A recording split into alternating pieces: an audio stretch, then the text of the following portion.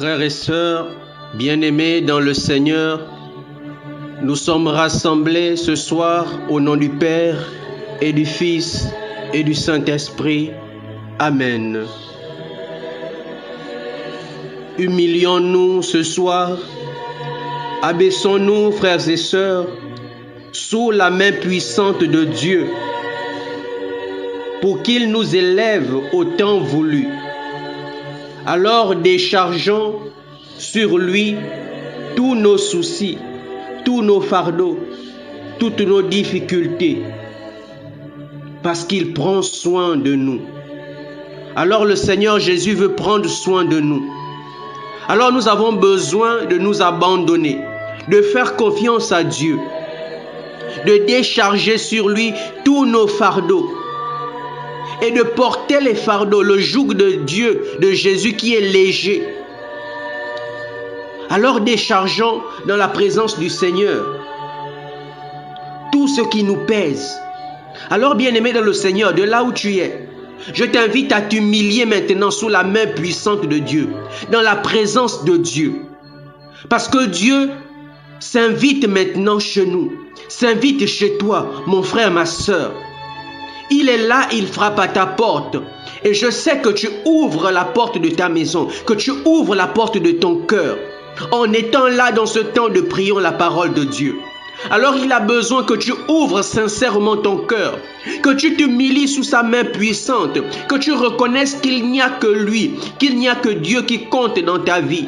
Ne regarde pas ta situation, ne regarde pas ta difficulté, ne regarde pas ton souci, mais viens t'humilier, te rabaisser sous la main puissante de Dieu. C'est la main de Dieu, pas la main d'un homme. Alors viens et abandonne-toi dans sa présence.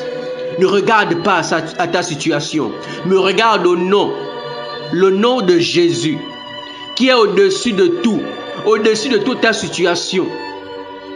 Oui, bien-aimé dans le Seigneur, parce que ce nom peut tout faire. Ce nom est capable de tout. Tu pries un Dieu vivant, le Dieu qui ne sommeille ni ne dort. Pendant que toi tu dors, lui, il est là, il veille sur toi. Alors invoquons le Dieu qui ne sommeille ni ne dort, qui veille sur nous, ces créatures, qui dormons à tout instant. Alors bien-aimés dans le Seigneur, faisons confiance à notre Dieu. Parce que toute chose concourt au bien de celui qui aime Dieu. Alors proclame cela. Toute chose concourt à mon bien. Parce que tu aimes Dieu, alors confesse de ta bouche que toute chose concourt à mon bien.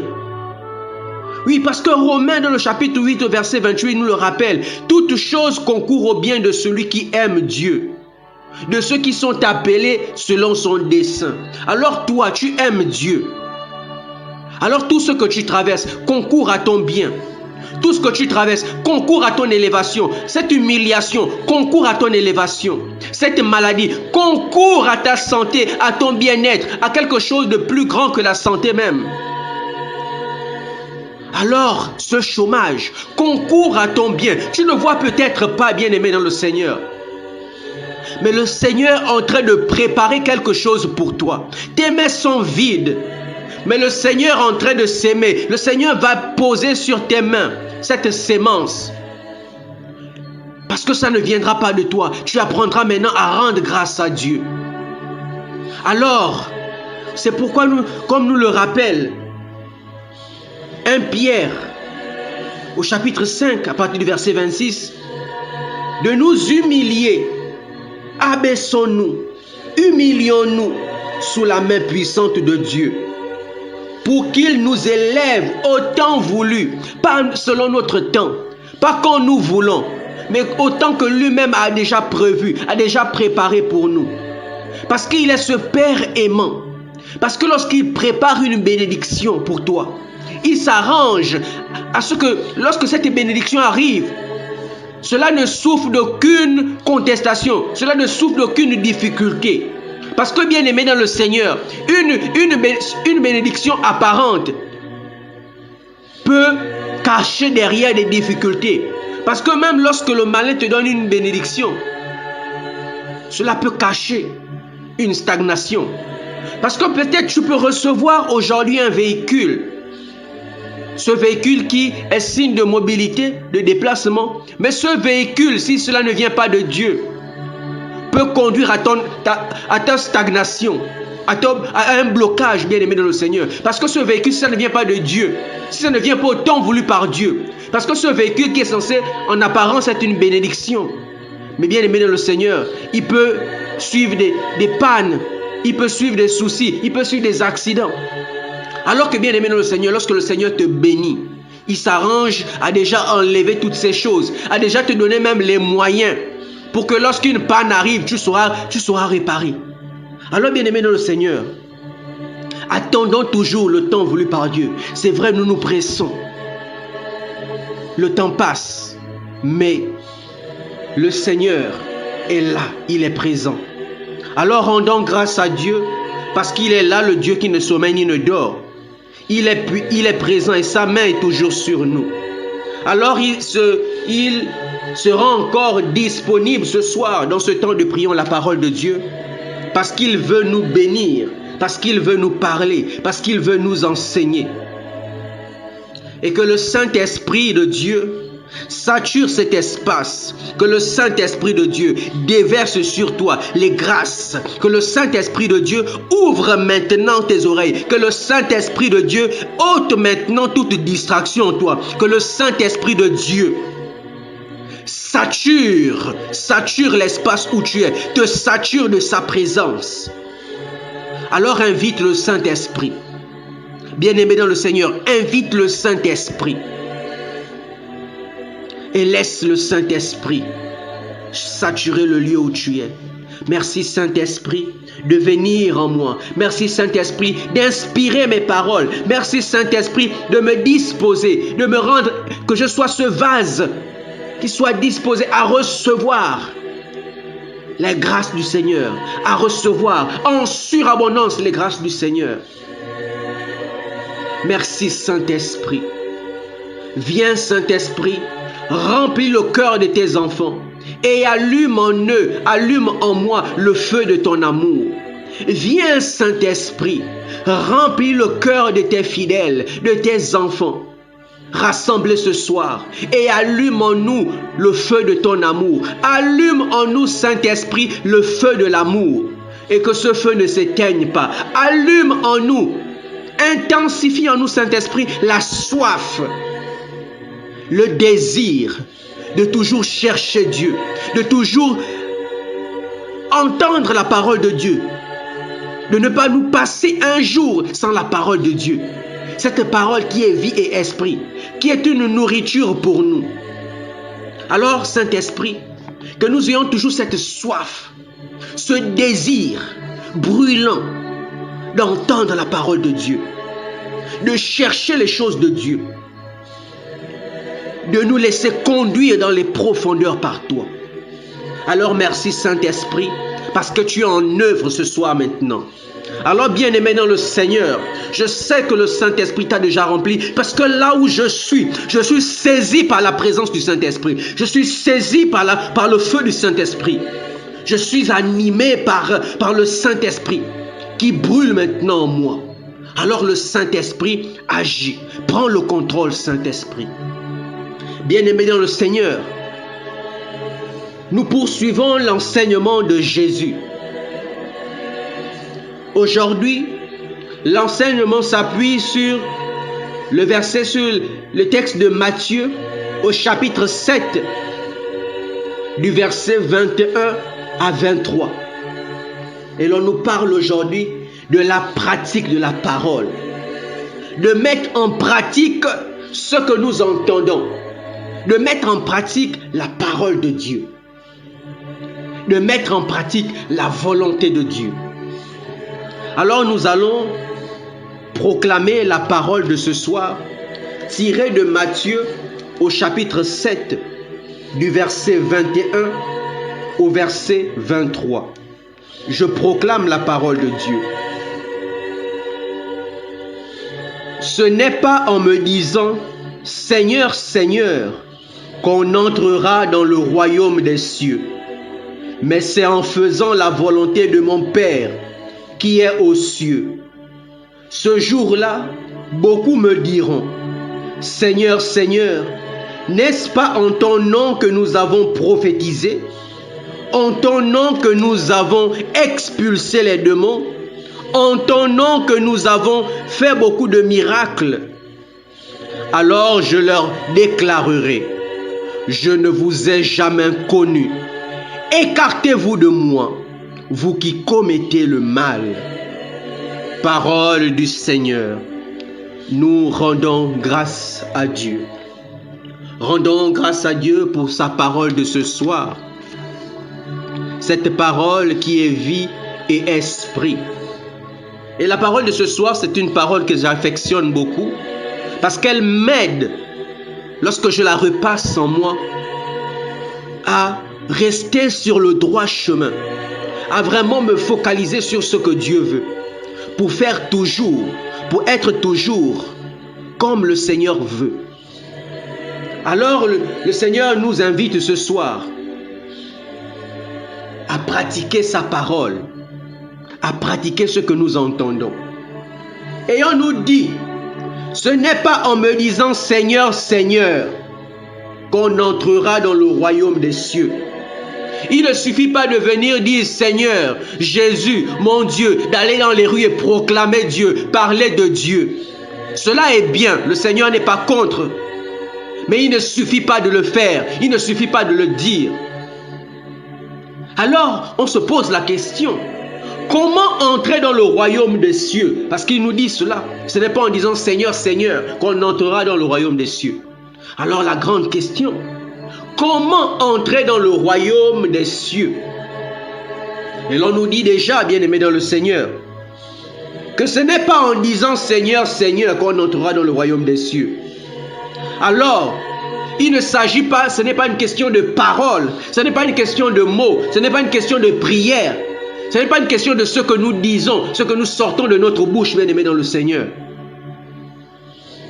Il ne s'agit pas de cela. Le Seigneur n'est pas contre ce que nous disons. Il n'est pas contre nos prières. Il n'est pas contre nos paroles. Il n'est pas contre le fait que nous disons Seigneur, Seigneur, que nous le prions. Parce que les prières peuvent être bonnes. Il peut aussi y avoir des mauvaises prières. Et on nous le rappelle dans Matthieu. Matthieu chapitre 15 au verset 8 à 9. Matthieu chapitre 15 du verset 8 à 9. Je vais lire ce passage. La parole nous dit, ce peuple m'honore des lèvres, mais son cœur est loin de moi. C'est en vain qu'ils me rendent un culte. Les doctrines qu'ils enseignent ne sont que des préceptes humains. Le Seigneur nous dit, ce peuple m'honore des lèvres. Simplement des lèvres, bien-aimés dans le Seigneur, mais son cœur est loin de moi.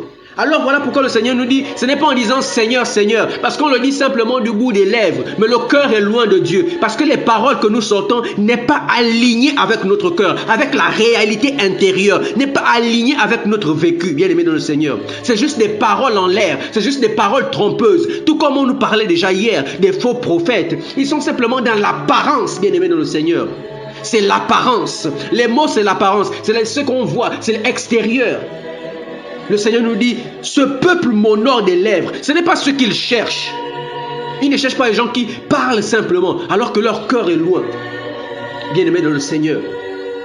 Alors ce n'est pas en sortant des paroles, en rabâchant des paroles que nous allons entrer dans le royaume de Dieu. Et la parole nous le dit à plusieurs reprises. Plusieurs endroits. On peut aussi lire dans Proverbes au chapitre 26 à partir du verset 24. On nous dit, l'ennemi se cache derrière ses lèvres. Il dissimule au fond de lui sa tromperie. Au charme de sa voix, ne te fie pas. Au charme de sa voix, ne te fie pas.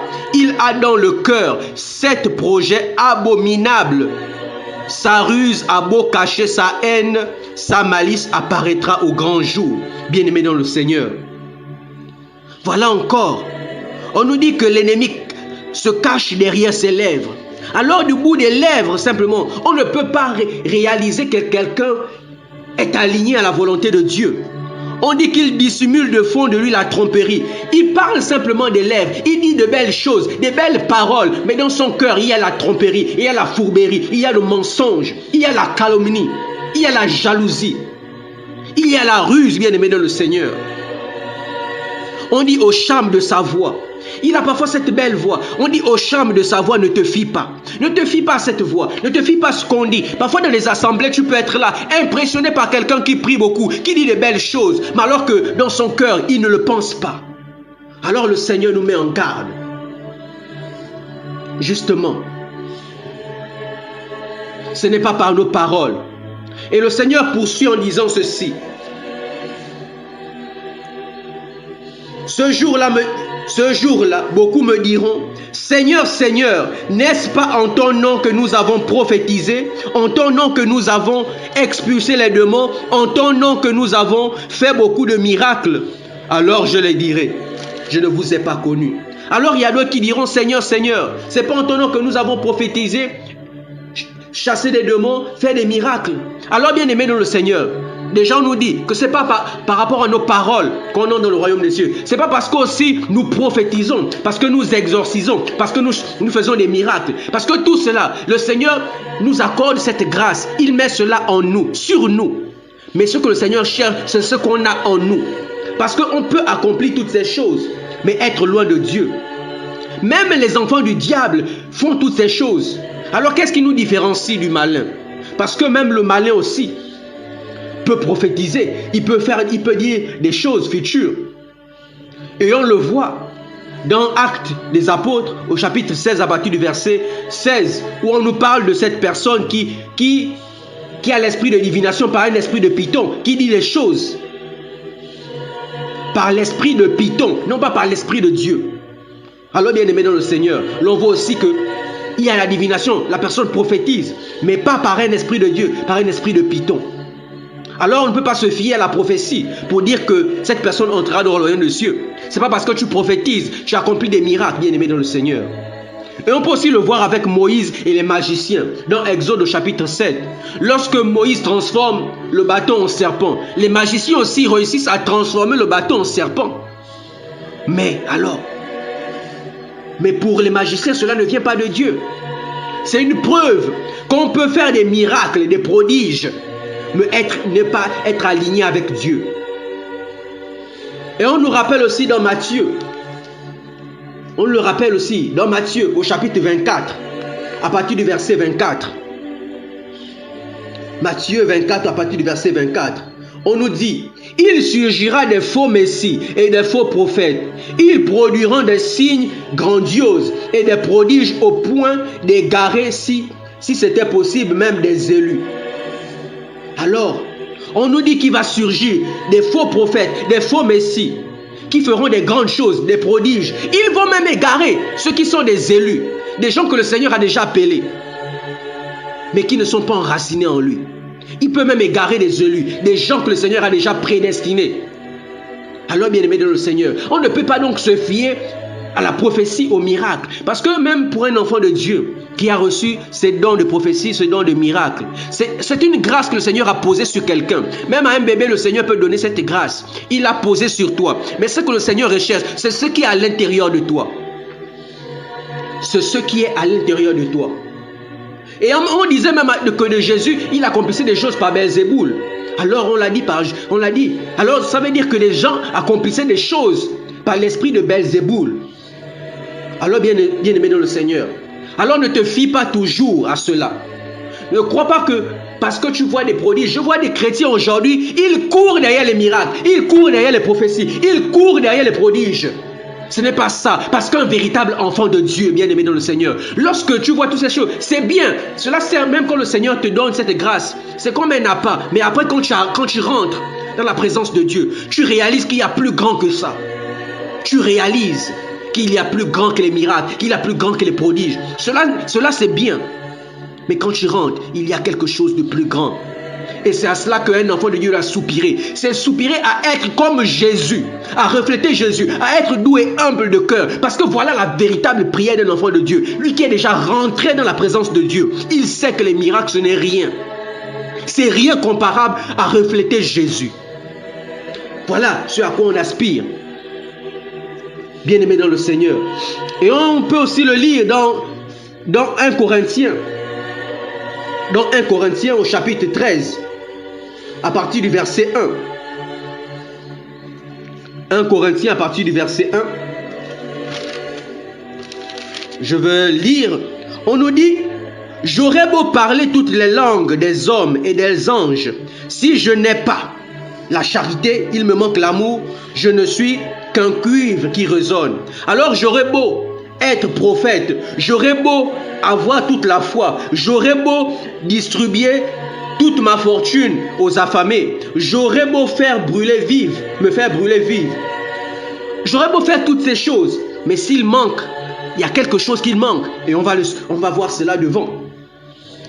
Et on nous dit: les prophéties seront dépassées, le don des langues cessera, la connaissance actuelle sera dépassée. En effet, toutes ces choses seront dépassées, bien-aimés dans le Seigneur. Alors c'est éphémère, ça va passer. Cherchons ce qui dure. Cherchons ce qui dure. Et c'est justement ce qui dure. C'est cela qui peut nous conduire dans le royaume de Dieu. Alors ce n'est pas en disant des belles paroles ou en prophétisant. Mais là où le Seigneur, ce qui peut nous faire entrer dans le royaume des cieux, c'est en faisant la volonté de Dieu, bien-aimé dans le Seigneur. Et dans Romains chapitre 12, verset 2, on dit: ne vous conformez pas aux choses de ce siècle, mais cherchez plutôt à discerner, à chercher la volonté de Dieu. Alors donc un véritable enfant de Dieu doit chercher continuellement la volonté de Dieu. Il doit toujours se demander: quelle est la volonté de Dieu? Qu'est-ce que Dieu veut? Même lorsqu'on a des dons de prophétie et de tout ça, cherchez toujours la volonté de Dieu. Chercher la volonté de Dieu. Parce que tu peux arriver à un endroit où tu as un don de guérison, tu veux guérir quelqu'un, mais peut-être que le Seigneur ne veut pas que tu guérisses telle personne. Ce n'est pas le moment. Mais toi, tu peux t'entêter. Donc, cherchons toujours la volonté de Dieu. Accomplir toutes ces choses, c'est bien. Cela témoigne de la présence de Dieu.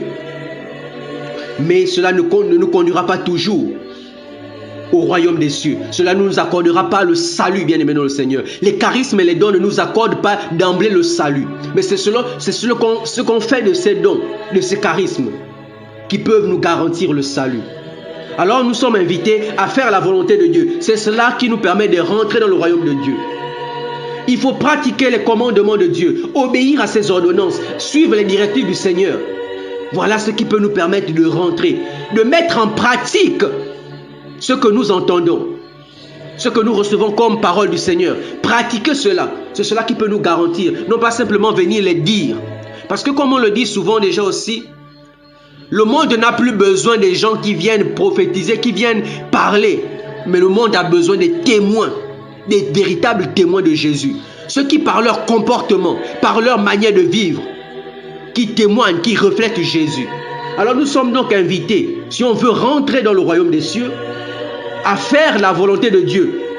Non pas toujours ce que Jésus... Parce que Jésus même nous le rappelle, lorsqu'il demande, lorsqu'il y a une dame qui demande que je veux siéger à ta droite ou à ta gauche, et Jésus lui répond, il ne m'est pas donné de dire qui va siéger à ma droite et à ma gauche. Cela dépend du Père, parce que le Père a déjà arrêté cela de lui-même. Alors Jésus nous dit, c'est en faisant la volonté de Dieu qui est dans les cieux, en faisant la volonté de Dieu, la volonté de son Père qui est dans les cieux. Pas ce que lui dit forcément, mais ce que le Père lui veut. Parce que même quand Jésus est venu sur terre, il a cherché à faire la volonté de Dieu, la volonté de son Père qui l'a envoyé, non pas sa propre volonté. Alors nous aussi, nous devons faire comme Jésus. Non pas chercher notre propre volonté, parce qu'il nous a montré l'exemple. Chercher à faire la volonté de Dieu, de son Père. Il aurait pu dire, moi je suis Jésus, je suis Dieu.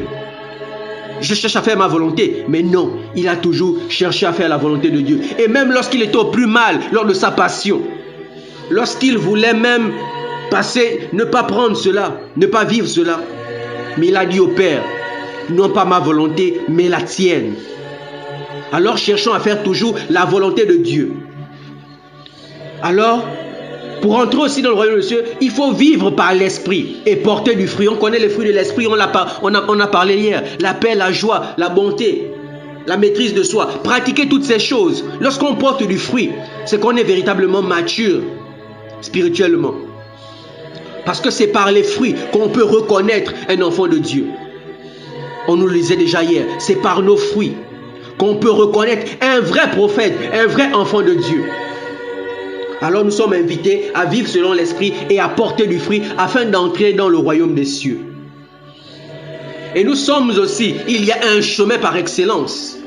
Il y a, bien aimé, un chemin par excellence qui nous permet d'accéder au royaume des cieux. C'est l'amour, la charité.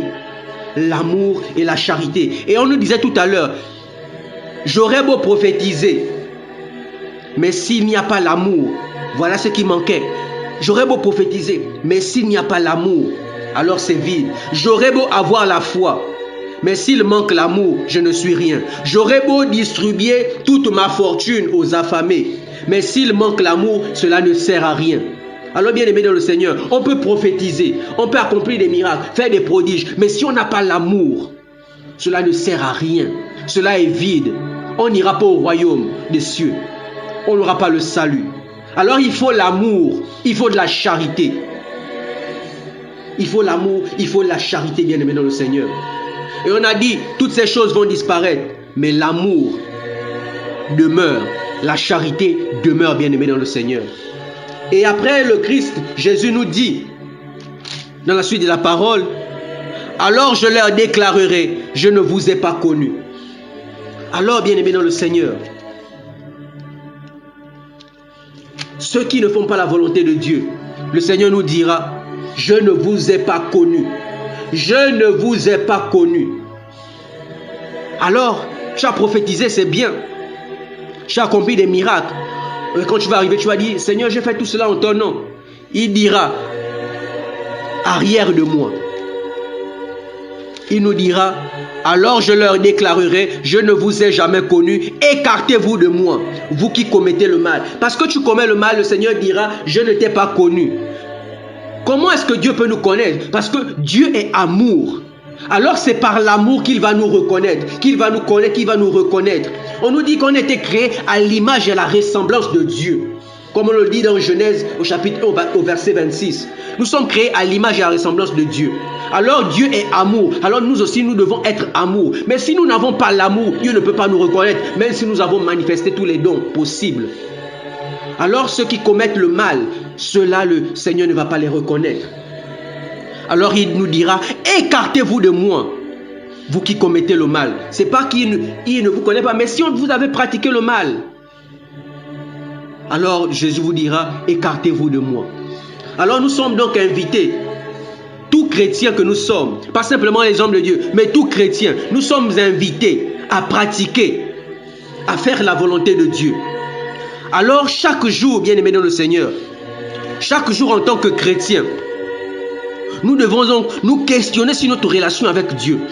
S'interroger sur notre relation avec Dieu. Est-ce qu'elle est au beau fixe? Est-ce que je marche vraiment selon la volonté de Dieu? Est-ce que je fais vraiment ce que le Seigneur veut pour moi? Tout chrétien, prêtre, pasteur, quelle que soit ta relation avec, tu dois toujours te questionner. Et c'est quelques suggestions pour ne pas qu'un jour le Seigneur nous dise, arrière, je ne t'ai jamais connu. Et aussi en tant qu'enfant de Dieu, nous sommes invités à faire toujours des retraites spirituelles, personnelles. Au moins une fois dans l'année, prenons le temps de nous retirer, aller chercher la face de Dieu, aller entendre Dieu. Parce qu'on peut être tombé, mais en repartant, prenant ce temps de retraite, le Seigneur peut nous corriger, nous dire, fils, tu n'as pas bien marché. Il peut nous pardonner. Alors apprenons aussi à écouter avec discernement ce que les gens disent sur nous. Voilà pourquoi je dis avec discernement. Parce que les gens peuvent nous dire des flatteries, mais alors que ce n'est pas la vérité, simplement pour nous faire plaisir. Les gens peuvent aussi dire des mauvaises choses sur nous, simplement parce qu'ils sont animés de jalousie, d'orgueil.